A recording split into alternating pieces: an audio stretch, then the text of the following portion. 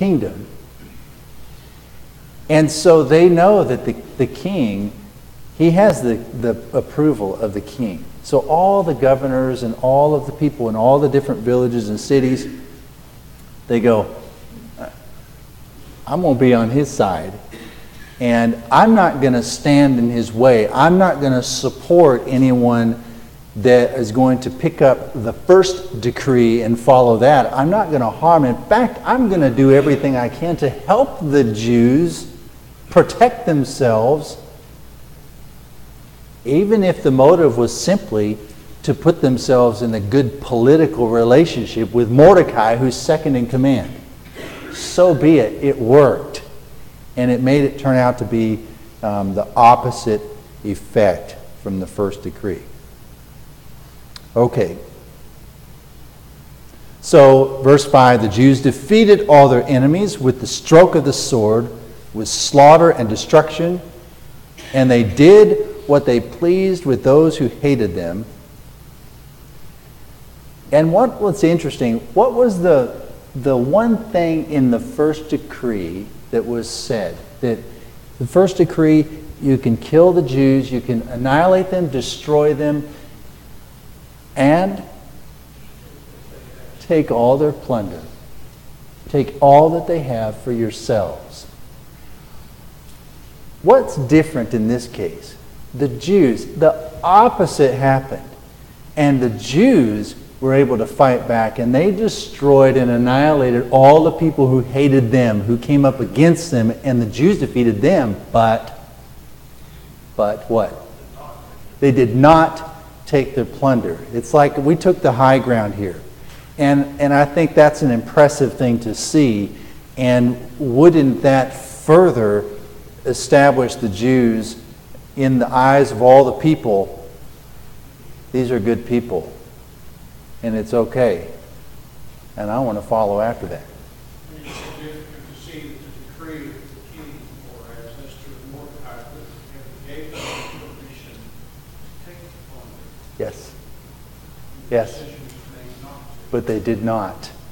They did not. I mean, just the greatest honorable action.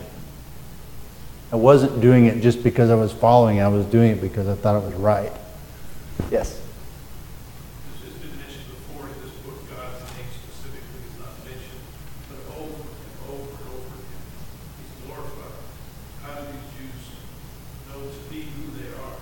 That was from God. Yeah. How did all these incidents happen to occur? That was all from God. Yes. And God was glorified by another fact, and that they didn't know. Yes. They didn't do this themselves. They honored God. That's right. That's right. And it's just the very essence of what God wants us to be. Be holy, for I'm holy. That in everything that we do, we give Him glory. How do we glorify God? But to be like He wants us to be. And in everything, and in every circumstance, that we would choose His way and His will. That gives Him glory and honor. Okay, now, in the citadel, in the city, in Shushan,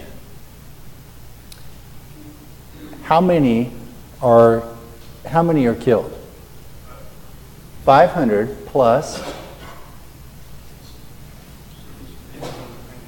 the 10 sons of Haman. Okay, so they're also specifically listed and named there in verses 7 through 9. And if you have interest in reading those names, I think it's just kind of interesting that they have a lot of their names have similar name to their grandfather Hamadatha. And so you'll have ones that end in Aradatha, and what was the other ones that I saw? The very first Parshandatha, and it's just Aspatha, and all those similarities, and we still do that today.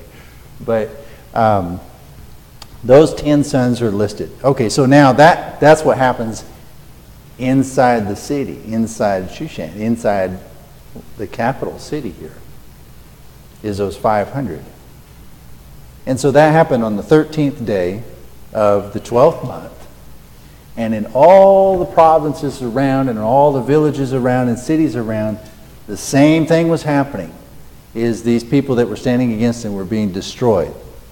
Now ultimately, what is the number of those? We said 500 in the city. What is the number that were destroyed outside in the provinces and the villages? 75,000. That's found in verse 16. And again, they did not lay a hand on the plunder, but this was done in protection of their lives. And in every case, that's the way that it happened. So 500 in the city and 75,000 outside the city, all in one day on the 13th day. But then it's interesting that at the end of that day, the report is brought to the king as to what has happened and how many have been taken. And then the king asks Queen Esther,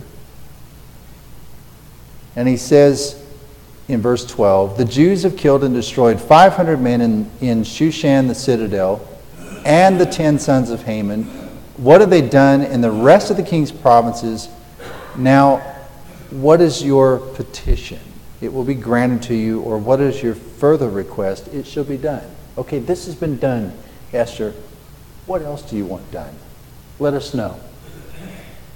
And so she requests, if it pleases the king, let it be granted to the Jews who are in Shushan to do again tomorrow, according to today's decree, and let Haman's 10 sons be hanged on the gallows. So the king allows this. He allows another day of defense and attack against those who hated the Jews in the city. So in the city, it was the 13th day and the 14th day of the 12th month that they were attacking and putting to death. And on that 14th day, the next day, they take how many more? 300 more in the city. All right. So we have the total that are taken, and the 10 sons of Haman are hanged on the gallows. Okay? Every indication is they were already put to death, but then they were just put up and hung. And what was the purpose of that Persian way of execution? What was the purpose? And what was the purpose of Mordecai's gallows being, that Haman built 75 feet in the air? Why?